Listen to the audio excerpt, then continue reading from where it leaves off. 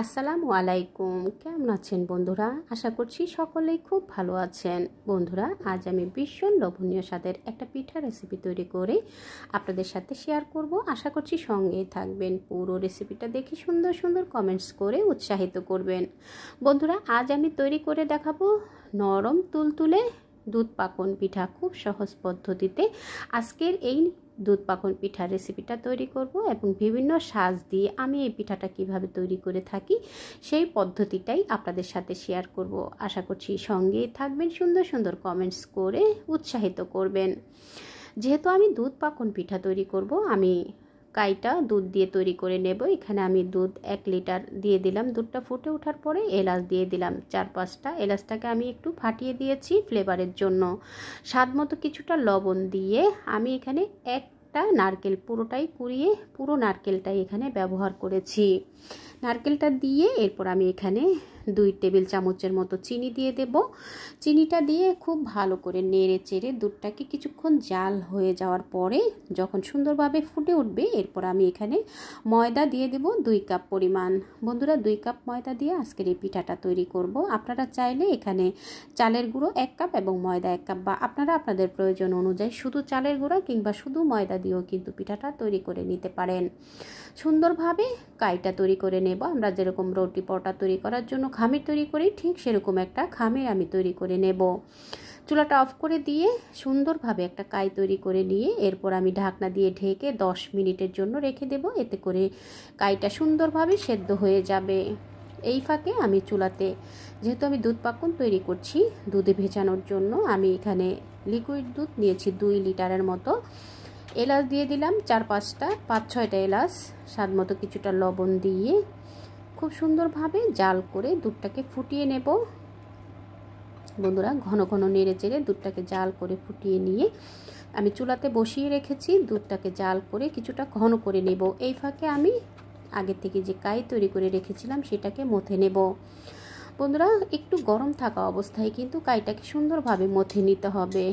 একটু গরম থাকা অবস্থায় কাইটা মথে নিলে সুন্দরভাবে সফট কাই তৈরি হবে। সফট ডো তৈরি করে নিয়ে এরপর আমি হাতে কিছুটা তেল মেখে এরপর আমি কাইটাকে সুন্দরভাবে তৈরি করে নিয়েছি।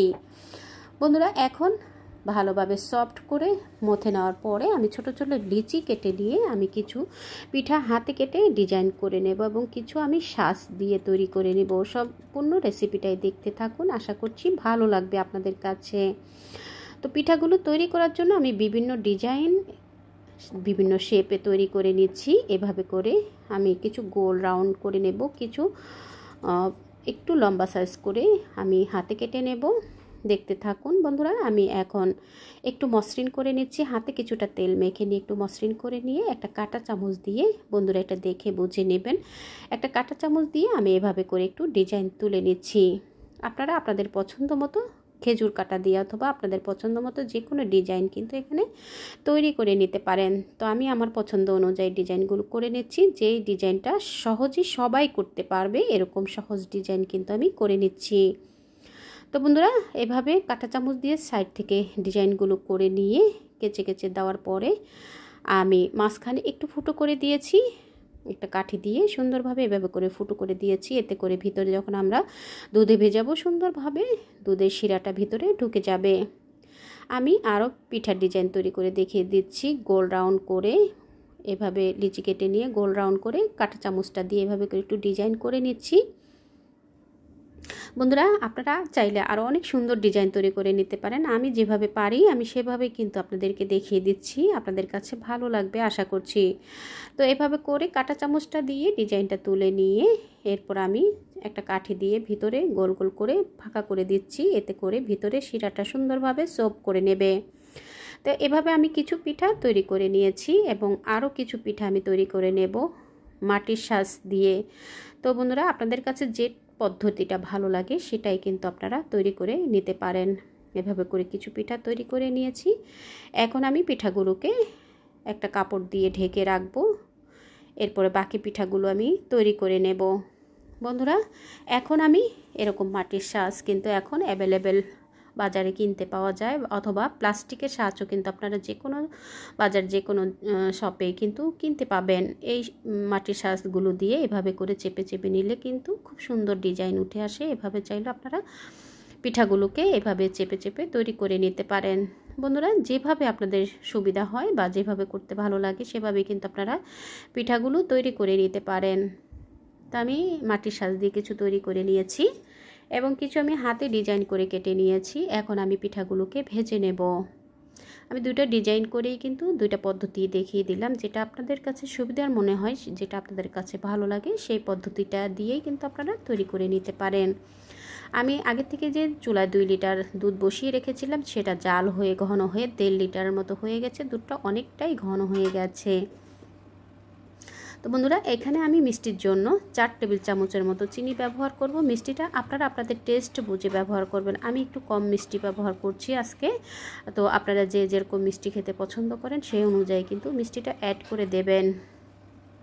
দিয়ে দুধটা যখন অনেকটুকু ঘন হয়ে বলক উঠে যাবে সে পর্যন্ত কিন্তু আমি চুলাতে বসিয়ে রাখবো। আরও টেস্ট হওয়ার জন্য আমি এখানে দিয়ে দিলাম গুঁড়ো দুধ। আমি এখানে প্রায় 4 টেবিল চামচের মতো গুঁড়ো দুধ ব্যবহার করেছি। গুঁড়ো দুধটা দিলে দুধ পাখন পিঠা রেসিপিটা খেতে অনেক বেশি টেস্টি হয়। নরম সফট তুলতুলে সফট একটা পিঠা তৈরি হয়। ভালোভাবে দুধটাকে জাল করে এভাবে করে ফুটিয়ে নিয়ে ঢাকনা দিয়ে ঢেকে রেখে দেব এবং পরবর্তীতে আমি পিঠাগুলো ভেজে নেব। পিঠাগুলো ভেজে নিয়ে এরপর আমি এই গরম দুধে ফুটিয়ে নেওয়া দুধে কিন্তু পিঠাগুলো আমি ভিজিয়ে নেব। তো চুলায় আমি একটা প্যান বসিয়ে দিয়ে পর্যাপ্ত পরিমাণে তেল দিয়েছি। আমি একটু অফ ক্যামেরাতে এখানে 2 টেবিল চামচ ঘি দিয়েছিলাম, সেটা কোনোভাবে হয়তোবা ভিডিওটা আমার করা হয়নি। আমি 2 টেবিল চামচ ঘি দিয়েছি তেলের সাথে। এতে করে যখন আমরা পিঠাগুলো ভেজে নেব সুন্দর একটা ফ্লেভারও কিন্তু পাওয়া যাবে। তো বন্ধুরা, আমি এখন একটা কাঠি দিয়ে পিঠাগুলোকে উল্টে দিচ্ছি। পিঠাগুলো দিয়ে আমি চুলার আঁচ মিডিয়াম টু লোতে রেখে একটু ধৈর্য সহকারে পিঠাগুলো ভেজে নেব। পিঠাগুলো দেওয়ার আগে অবশ্যই তেলটাকে ভালো করে গরম করে চেক করে নেব। গরম তেলে আমি পিঠাগুলো দিয়ে দেব এবং পিঠাগুলো দেওয়ার পরপরই কিন্তু আমি চুলার আঁচটা মিডিয়াম টু লোতে রেখে পিঠাগুলোকে একটু ধৈর্য সহকারে ভেজে নেব। এতে করে পিঠাগুলো ভিতর থেকে সুন্দরভাবে কুক হবে এবং উপরটা কিন্তু দ্রুত কালার চলে আসবে না। এভাবে করে একটু ধৈর্য সহকারে পিঠাগুলোকে ভেজে নিয়ে আমি হালকা গোল্ডেন কালার হয়ে আসার পরে পিঠাগুলোকে তুলে নিচ্ছি। খুব বেশি গাঢ় কালার করব না, হালকা গোল্ডেন কালার হয়ে যাওয়ার পরে আমি পিঠাগুলো তুলে এরপর আমি দুধে আগের থেকে জাল করে রাখা দুধে কিন্তু ভিজিয়ে দিলাম। বন্ধুরা, দেখলেন তো কত সহজেই কিন্তু মজাদার একটা পিঠা রেসিপি তৈরি হয়ে গেল। আপনারা চাইলে এরকম নরম তুলতুলে মুখে দিলেই মিলিয়ে যাবে এরকম মজাদার স্বাদের পিঠা তৈরি করে প্রিয়জনকে উপহার দিতে পারেন। বন্ধুরা, আপনাদের কাছে কেমন লাগলো আমার এই দুধ পাকন পিঠার রেসিপিটা? আশা করছি ভালো লেগেছে। ভালো লেগে থাকলে একবার হলো ট্রাই করবেন, কেমন হলো কমেন্টস করে জানাবেন। আপনাদের একটা লাইকস এবং একটা কমেন্টসের মাধ্যমে আমার এই রেসিপিটা পৌঁছে যাবে আরও অনেক বন্ধুদের কাছে। তারাও কিন্তু আপনাদের মতো করে আমাকে সাপোর্ট করতে পারবে। বন্ধুরা, এতক্ষণ ধৈর্য ধরে দেখার জন্য অসংখ্য ধন্যবাদ জানাই। একটা লাইক দিতে ভুলে গিয়ে থাকলে প্লিজ বন্ধুরা একটা লাইক দিয়ে রেসিপিটা কন্টিনিউ করে নেবেন। দেখা হবে পরবর্তী কোনো রেসিপির সঙ্গে। সে পর্যন্ত সকলের সুস্থতা কামনা করছি। ভালো থাকবেন, সুস্থ থাকবেন, নিরাপদে থাকবেন। আমার ও আমার পরিবারের জন্য দোয়া করবেন। রেসিপিটা ভালো লেগে থাকলে টাইম লাইনে শেয়ার করে দিয়ে আপনারা আপনাদের ফ্যামিলি ফ্রেন্ডসকে দেখার সুযোগ করে দেবেন। যারা আগের থেকে আমাকে সাপোর্ট করছেন, এখনও আমাকে সাপোর্ট করে যাচ্ছেন, সবাইকে জানাই অসংখ্য ধন্যবাদ। পরবর্তী রেসিপি দেখার আমন্ত্রণ রইল। দেখা হবে পরবর্তী কোনো রেসিপির সঙ্গে। সেই পর্যন্ত সকলের সুস্থতা কামনা করছি। আল্লাহ হাফেজ।